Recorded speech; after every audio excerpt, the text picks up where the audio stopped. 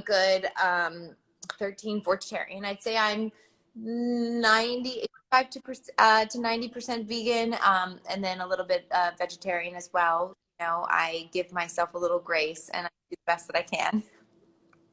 Well, everyone's different and we're all on our different paths, like no two people are the same. Yeah. And at the end of the day, it's like, what's the best I can do? Like always doing your best. I mean, that's all anyone can expect is you do your best. And I Exactly. think sometimes people underestimate or they undervalue their level of best. So, Yeah. always try your best, because if you do that, you're always going to be happy. Absolutely. And you know what? I actually just saw a comment that somebody said where they said one person can't change the world. And I agree with that to a certain extent because yeah, I don't think I can change the world, and that's not really my intention. I think what's really beautiful that somebody taught me once was, you don't have to set out to like try and change the world, but if you talk to some people and you maybe teach somebody about something that they didn't know, and then that person does Exactly. something differently, and then it's like a trickle effect. And to me, that's what matters the most. Like I have great conversation with my friends or people I meet, strangers I meet if I go to a function or whatever. And even on the flip side, I'll learn things from people that I didn't know before, and I'll take that knowledge into my life. So maybe it doesn't have to be a global mission. Maybe it's just affecting people on a day-to-day basis mission, which I think is really beautiful. Yeah, and I was just telling Tobai Atkins, the young yogi from California. He's an amazing little young man. Yeah. And, we were talking about the butterfly effect. That yes, it doesn't seem like much what one person can do. And you may think, well, it doesn't really make a difference. But there is a butterfly effect. Your one action creates an action in someone else. It's like there's a domino effect taking place. So you'd be surprised. It's all about perspective. If you step back and see the bigger picture, your little one, act of kindness Yeah. can have tremendous impact over a period of time. Sure. I mean, I could just think about all the times that people's act of kindness or people's knowledge that they imparted on me affected me.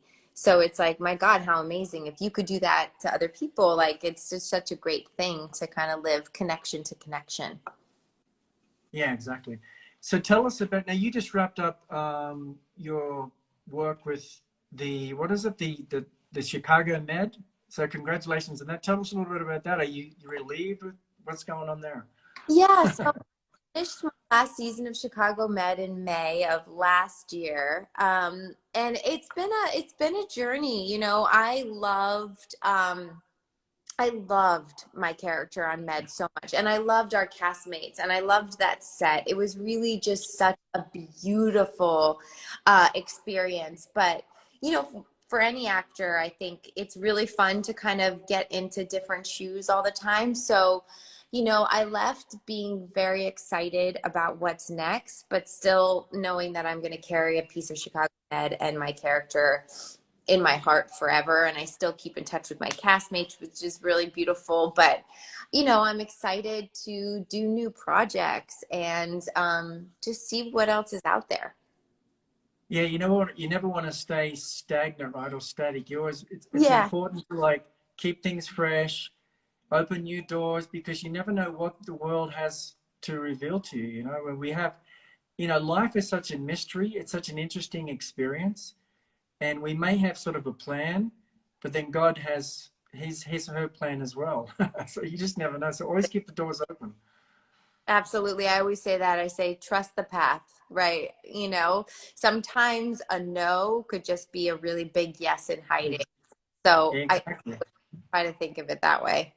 I mean, there's so many stories like that of entrepreneurs who have like pushed through after being rejected hundreds of times. I mean, even the likes of like Steven Spielberg was rejected from film school. Yeah. Amazing. Their first record label. Hello. Yeah, exactly. Yeah, so there's so many stories of that. So we should never be discouraged. We should keep knocking on the door and keep that door open, because you never know what's going to happen. So tell us a little bit about your philanthropy work. Obviously, you're a lover of animals, and you've worked with a few organizations, Humane Society. Peter, tell us a little bit about that. Yeah, I am a huge advocate for adoption. I have two adopted little ones right now who are sleeping right next to me. And I had another adopted dog that unfortunately passed a little over a year ago. And in her honor, actually, I ended up buying this farm in Michigan, and I named it Dear Twigs as like a love letter to her because her name is Twigs. And my goal with the farm is to hopefully turn it into a dog hospice.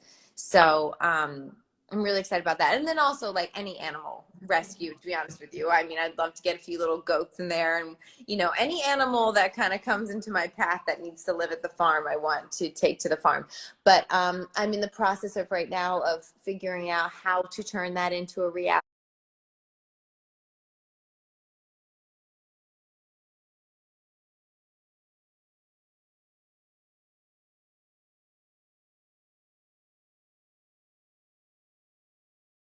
And what that looks like. So it's going to take some time, but like I